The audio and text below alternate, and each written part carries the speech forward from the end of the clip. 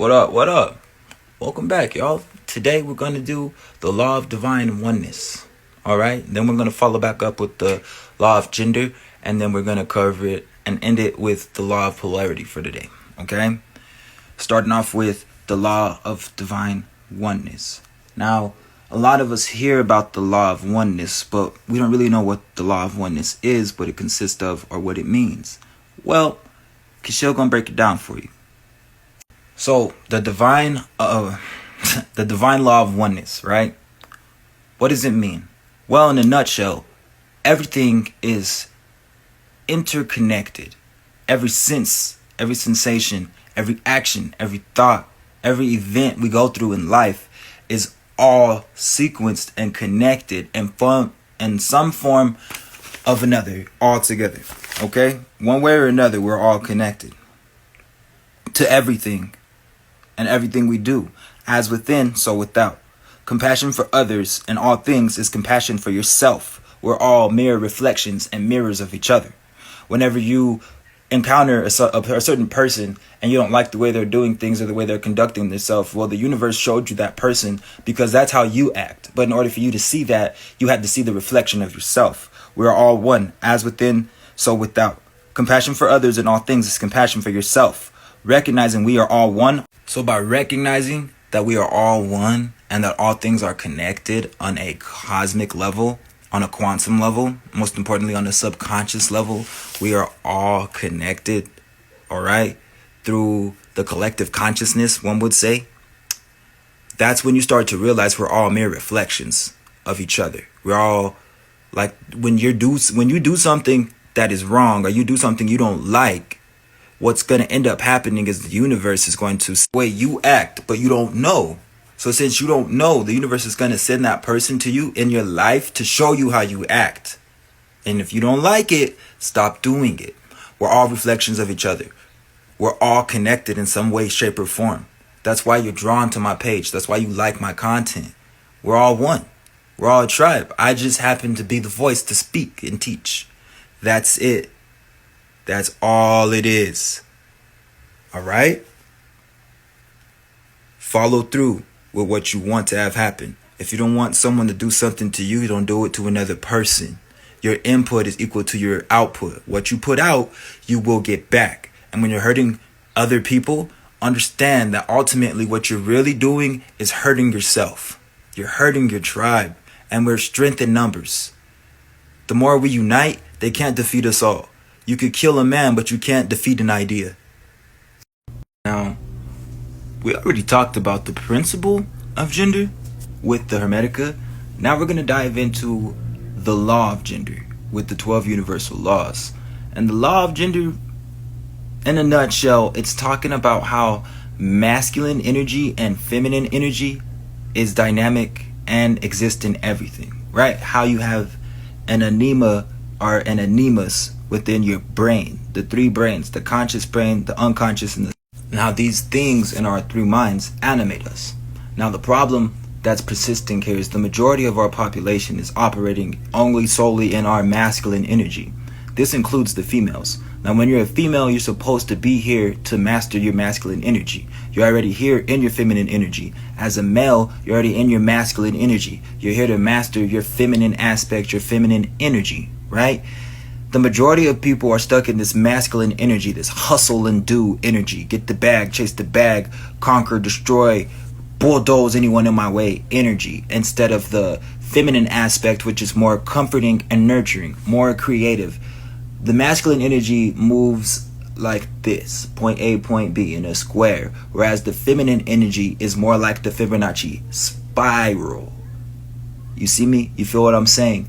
So to fully understand these laws and principles, you have to, you see, now if you didn't see my Hermetic principles breakdown of the principle of gender, go to my page and watch that. Because here's the thing. When I talk about gender, I need you to get out of this man-made way of thinking where it's just a man, a woman, a boy, and a girl. No, I'm talking in forms of energy. Energy is dynamic. Once it is created, when it has been made manifest, it cannot Like literally, once it's already been made manifest, it cannot be destroyed. Rather it be dynamic in the force of masculine energy or feminine energy. When you think of terms of masculine energy, think fire energy, think the sun, solar energy. When you think of the divine feminine, I want you to think water energy. I want you to think the moon energy. Why do you think they call the moon La Luna, Lady Moon? Let me tell you motherfuckers something about the moon. The moon is not a spaceship. You know what the moon is? You really want to know what the moon is? The moon is a ghost. The moon is a fucking ball full of spirits. Why do you think Bobby Hemmett said it's only a matter until the moon fills up? Why do you think whenever the moon gets full through the phases, even though we have the dark moon where you can't see it due to all this stupid shit they're doing in the sky? The moon is the feminine aspect. The sun is the masculine aspect. You're going to start to notice a similar pattern here with the 7 Hermetic principles and the 12 universal laws. Now we're going to go into the law of polarity, which is also very similar to the principle of polarity. Now, what does the law of polarity talk about? Same stuff as the principle of polarity. Everything in life has its opposite. Male, female, light, dark, evil, good, love, fear. Like and unalike, right? All things are dual, okay? For example, Baromet's the lamb, Baphomet the goat. You see what I'm saying here? In life, all contrast begins and brings more clarity. When you have opposition, it's really an opportunity, okay? When you have a quarter, for example, you have one side that's heads, the other side is tails. Ultimately, it's just a coin. What I'm saying here is the law of polarity states that like and unlike are just differences in degree, right? But ultimately mean the same thing. You can't have one without the other. You can't have light without dark. Dark is light. Light is dark. Pay attention to the yin and yang symbol. The masculine and feminine, the 1 and 0. It's a symbiotic relationship with each other. There's no such thing as one or the other, this or that. What's up, y'all? How y'all doing? My beautiful students, welcome. Today we're going to be going over the law of relativity. All right? Now, I don't know if you've heard of the law of relativity. If you haven't, here's the nigga summary. Basically, every individual in this life, we encounter people, yes? Well, let's say you're going through a bad situation. There's people relative to your situation, hence the term I can relate, that are going through something extremely similar to what you're going through. However, even though you might think you're down bad, there's millions of people that are actually going through the same thing you're going through 10 times, 100 times, 1,000 times fucking worse than you are. Okay? In my notes here, I have written down, in order for us to develop, we have to go through a series of problems while remaining connected to our heart space, our heart chakra, our internal vortex. We will learn how to compare our problems with others, with other people's problems, no matter how difficult the situation might be. Therefore, there will always be someone in the world in a worse position than you are, and a better one for that matter. So is life. All we have to face is our problems and our... Now that we've got that out of the way, we're going to cover our next topic, which is going to be the divine law of transmutation, baby. That's right, transmutation.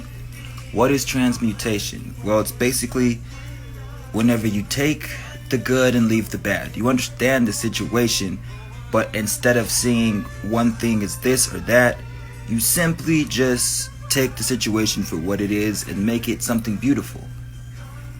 This law is very similar to the Hermetic principle of cause and effect.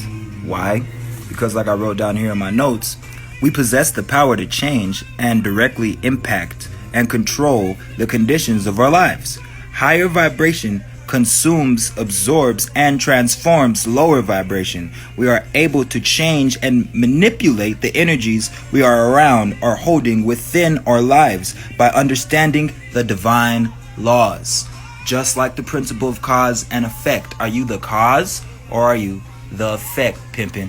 Let's keep it simple, okay? Your thoughts, your feelings, your emotions directly impact your reality.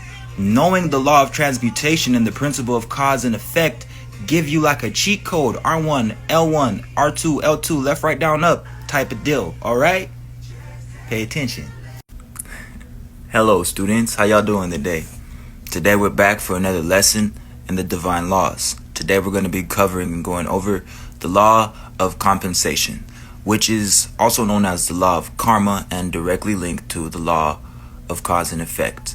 We'll go over the law of cause and effect later, but I want you to think about the hermetic principle of cause and effect as we go over this sacred divine law, okay? In a nutshell, your input is equal to your input's going to be equal to your output, okay? Your energy, your quantum field in life has a signal and energy that it emits. So what you put out, you're going to get back. If you put out goodness, it's going to come back in the form of friendships, money, good luck, and positivity. If you put out bullshit, it's going to come in the form of you being broke, car being messed up, losing your job, infidelity, infertility, so on and so forth. Be good and do good so good things can happen to you and the people around you, because what you put out in this world directly compensates your life. It's associated with the law of cause and effect. Are you the cause or the effect? Alright? What you put out, you will receive.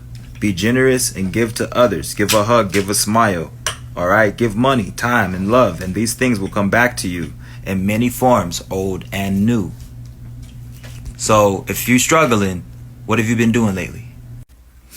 Now, students, that we've covered that, we're going to go over the divine law of cause and effect, which is almost identical to the law of compensation and the divine principle of cause and effect. What is the law of cause and effect? Well, there are no coincidences in life. For every cause, there is an effect. For every effect, there is a cause. What you put out in life, you will get back in life. Nothing happens by chance. Rather it be your emotions, your thoughts, or your actions. Even your words. Nothing happens by chance. There are no coincidences in this realm. Everything is governed and dictated directly by divine law. Divine law, universal law governs all events, pimpin'. Now let's keep going. Each and every one of our actions that create a reaction, this is followed after. For every action, there is an equal or equivalent reaction in life. Every effect, every force must have an opposite or equal reaction, rather it be physically, verbally, non-verbally, or even through thoughts, or just mentally. Every statement made will be followed with a comment or reply, action and reaction. You can't escape the law. Everything you do matters. All of it. And now, ladies and gentlemen, the divine universal law of attraction. We always hear about the law of attraction, but it's like I just said, the law of attraction, the law of relativity, the law of cause and effect, the law of compensation, they all kind of go hand in hand with literally all the 7 hermetic principles. The law of attraction, you attract what you emit, what you put out, okay? Simply put, all things that happen in your life, all people who come in your life are from your actions, your thoughts, or your emotions. All these thoughts or energies that we feel and we use, we attract more energies by producing that signal to the universe, rather it be positive or negative. So let's say you keep attracting more negative energy with your negative thoughts and your negative emotions. You will produce and attract more negative people and more negative situations and more negative events in your life. If you do the same to positive thinking, positive emotion, positive action, don't be out here just being a self-absorbing ass. Have some compassion. Be a little nicer. Shed love. You know, especially in a time right now. And you're going to get that back times 3, bro. Times trice. So is the law. The law of it. We're finally here. We made it to the last universal law. the law of correspondence. Now, don't be alarmed. I have 2 bonus laws for you. I'm also going to teach you. I'm also going to give you the law of assumption, and we're going to close out with the law of love. But as you can see here with the picture, there's all kinds of little summaries and correspondences as to what the law of correspondence actually is and what it means. But in a nutshell, we're in control of our lives, bro. Literally, everything we say, everything we think, every action we take, everything we do will reflect in our outer world and project in our inner world. Straight like that. There is no escape from the law. What you put out, you're going to get back. As I've jotted down here in my notes, if you are concentrating on what you don't want, what you don't like, what you don't have, or how unhappy you are, you'll continue to have negative energy, thus attracting more of what you don't have and what you don't want or what you don't like. You will remain unhappy. Same goes for the positive and what you have, what you like, and what you want out of life. You can achieve these things simply by understanding that polarity, the opposite, the law of attraction, the law of action, and this law of correspondence. You cannot escape it. As above, so below. Now, this principle, the principle of assumption, the law of assumption, isn't necessarily a universal law, but is still a very prominent concept. The term was actually coined by a name named Narvel Goddard, I think that's his name. Very profound law. It goes hand in hand with the law of action and the law of attraction, the LOA, which is kind of a denounced code for the Elohim, Eloah. In a nutshell, you see, the law of assumption states that by believing or knowing the thing that you want already exists and you're capable of getting it in your life, it already exists for you, by assuming that, you're basically going to manifest it directly to you. It's going to become yours. So is the law. Same with like Think and Grow Rich. It's a desire of yours. For example, what I have written down here, the law creates a bridge between our current reality and our desired reality. Suspend your disbelief and adopt feeling the mindset of already having what you want, which tricks the mind, telling the universe it is already yours, thus making it so. Your beliefs and your assumptions shape your reality, like your thoughts and your emotions do. If it's already on your mind, know it is yours and belongs to you. Your subconscious mind, aka source, makes it real. Okay? If the mind makes it real, so you